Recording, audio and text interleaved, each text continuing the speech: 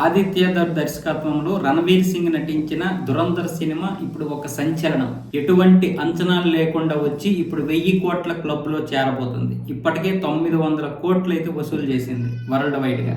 ఒక్క భారతదేశంలోనే 575 కోట్ల పైగా వసూలు చేసింది.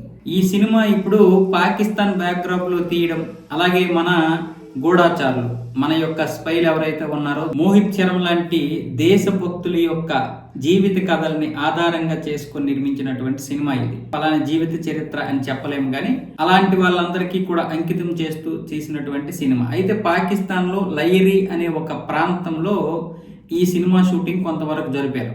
అలాగే ఆ ప్రాంతాన్ని బేస్ చేసుకుని జరుగుతూ ఉంటది. అయితే ఇప్పుడు అక్కడ పాకిస్తాన్ లో ఈ సినిమాని నిషేధం విధించారు. పాకిస్తాన్ మాత్రమే కాదు, 6 గల్ఫ్ దేశాల్లో ఈ సినిమాని అయితే నిషేధం విధించినా సరే అక్కడ పైరసీ ద్వారా అనేక లక్షల మంది చూస్తున్నారు. ఇక పాకిస్తాన్ లో ఈ సినిమాని దాదాపు 3 మిలియన్ డౌన్లోడ్ చేసుకుని మరి చూసారంటే ఒక్కొక్క ఫోన్ లో లేదా ఒక్కొక్క సిస్టమ్ కావచ్చు, ఏదైనా సరే ఒక్కొక్క దగ్గర 2, 3, 4 చూస్తారు. అంటే ఇంచుమించు 1 కోటి మందికి పైగానే పాకిస్తాన్ లో ఈ సినిమాని చూశారు. ఇప్పుడు ఆ సినిమాకి ఉన్నటువంటి క్రేజ్ ఎలాంటిదంటే అక్కడ ఈ పాటల్లో కూడా, అంటే ఏదైనా ఒక ఫంక్షన్ జరిగినా, ఏదైనా శుభకార్యం జరిగినా ఈ సినిమా యొక్క పాటలు కూడా ప్లే చేస్తున్నారు అక్కడ.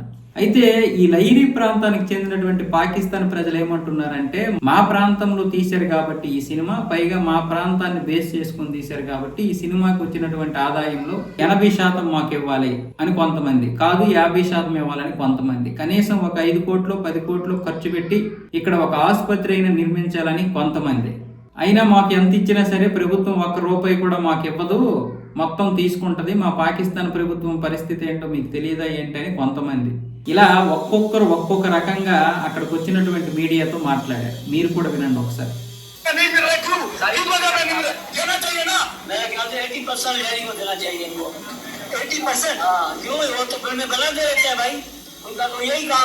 एक फिल्म में से नहीं कमा लिया तो क्या हो गया? आपको पता है जो धुरंधर फिल्म इंडिया के अंदर बनी, उस धुरंधर फिल्म ने 800 करोड़ रुपए कमा लिए। 800 करोड़ रुपए, 800 करोड़ रुपए कमाए। उन लोगों को बोलो कि चीज चौक के लिए कमाए, कम से कम चीज चौक को तो कलर करो, पेंट तो करो, बत्तियां तो लगाओ, देखो उसको दिखाओ, देखो कहीं देखो उजड़ा हुआ वो उसको तो बनाओ तो सही है, कलर मलर तो करो, उसके रोशन तो करो, इसके लिए आप लोगों ने कमाए चीज पे लगी है।